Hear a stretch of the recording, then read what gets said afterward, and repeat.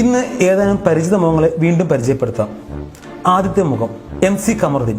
120-ലധികം കേസുകളുണ്ട്. ഇതുകൊണ്ട് സ്വർണ്ണ കപ്പൊന്നും കിട്ടിയില്ലെങ്കിലും ജ്വല്ലറി തട്ടിപ്പ് കേസിൽ പ്രതിയാണ്. പുള്ളി ചേർത്ത് പിടിക്കുന്ന കൊടി മുസ്ലിം ലീഗിന്റേതാണ്. ഹരിതവർണ്ണ അഴിമതി. മഞ്ചേശ്വരത്ത് നിന്നും കൊച്ചിയിലെത്തുമ്പോൾ കാണുന്ന മുഖം ഇബ്രാഹിം കുഞ്ഞിന്റേതാണ്. ആശുപത്രിയിലാണ്, അസുഖമാണ്, പക്ഷെ അറസ്റ്റിലാണ്. കള്ളപ്പണ കേസിലാണ് അകത്തായത്. Titanium case ക്യൂവിലുണ്ട്. പച്ചക്കൊടി പിടിച്ചു കയറി മന്ത്രിപദത്തിലെത്തിയ പുതിയ നേതാവാണ്. അടുത്ത ആളും കൊച്ചിയിൽ തന്നെയുണ്ട്. K. Babu.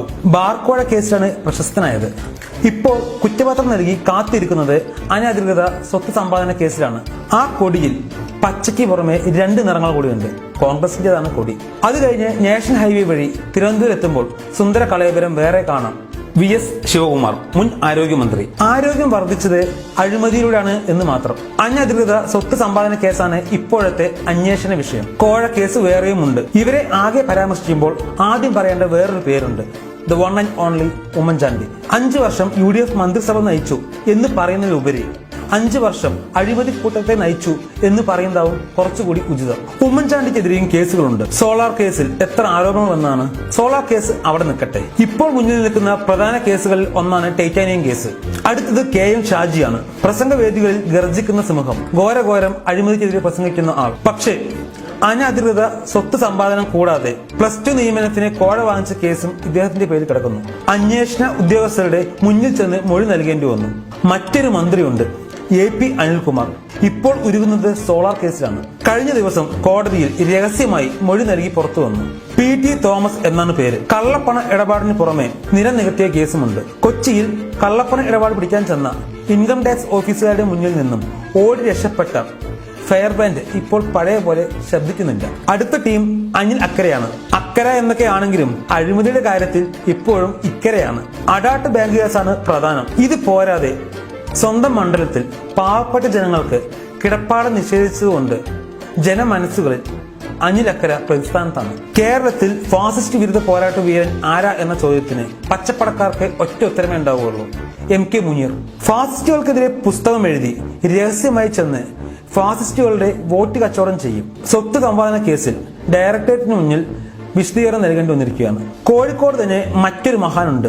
MK Raghavan MP ആണ്. കോഴിക്കോട് നഗരത്തിൽ പഞ്ചനക്ഷത്ര ഹോട്ടൽ തുടങ്ങാൻ സഹായിക്കാമെന്ന് പറഞ്ഞ് 5 കോടി രൂപ കോഴ ചോദിച്ചു. ഇത് ഒരു കേസ്.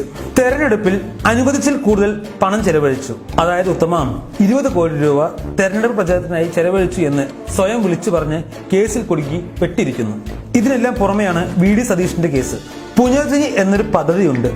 അതിനായി വിദേശത്ത് പോയി പണം ആവശ്യപ്പെട്ടു എന്നാണ് കേസ്. സ്പീക്കറിന്റെ അനുമതി ലഭിച്ചാൽ ഉടൻ സതീശൻ ചെന്ന് വിജിലൻസിന്റെ മുന്നിൽ ചോദ്യങ്ങൾക്ക് ഉത്തരം നൽകേണ്ടി വരും. ഇതൊക്കെ പറഞ്ഞു വന്നപ്പോൾ എന്റെ ഒരാളുടെ പേര് വിട്ടുപോയി എന്ന് എല്ലാവർക്കും തോന്നുന്നുണ്ടാവും. വിട്ടുപോയതല്ല, പറയാതെ തന്നെ അദ്ദേഹം ഈ സ്ഥാനത്തിൽ ഇടം പിടിച്ചിട്ടുണ്ടല്ലോ. ടൈറ്റാനിയം കേസ്, ബാർക്കോഴ case, Harippad medical college case. പറഞ്ഞു വരുന്നത് നമ്മുടെ ബഹുമാനപ്പെട്ട പ്രതിപക്ഷ നേതാവിനെ കുറിച്ചാണ്. അഴിമതിക്കെതിരെ ഒരു വോട്ട് എന്ന് പറഞ്ഞു തുടങ്ങിയ ചെന്നിത്തല ഇപ്പോൾ അഴിമതിക്ക് ഒരു വോട്ട് എന്ന് മാറ്റേണ്ടി വന്നിരിക്കുന്നു. അഴിമതിയുടെ പ്രഭവ കേന്ദ്രങ്ങളിൽ തങ്ങൾ തന്നെയാണെന്ന് പറയാതെ പറഞ്ഞിരിക്കുന്നു. താൻ കൂടാതെ തന്റെ ഭാര്യയുടെ പേര് കൂടി അഴിമതി കേസിൽ പരാമർശിക്കപ്പെട്ടപ്പോൾ രമേശ് ചെന്നിത്തലയുടെ ശേഷിക്കുന്ന ചടയും കൊഴിഞ്ഞുപോയി. ഇനി പറയാനുള്ളത് കൊച്ചിയുടെ കഥയാണ്. ഇത് പറയുമ്പോൾ കൊച്ചിക്കാർ വിഷമിക്കേണ്ട.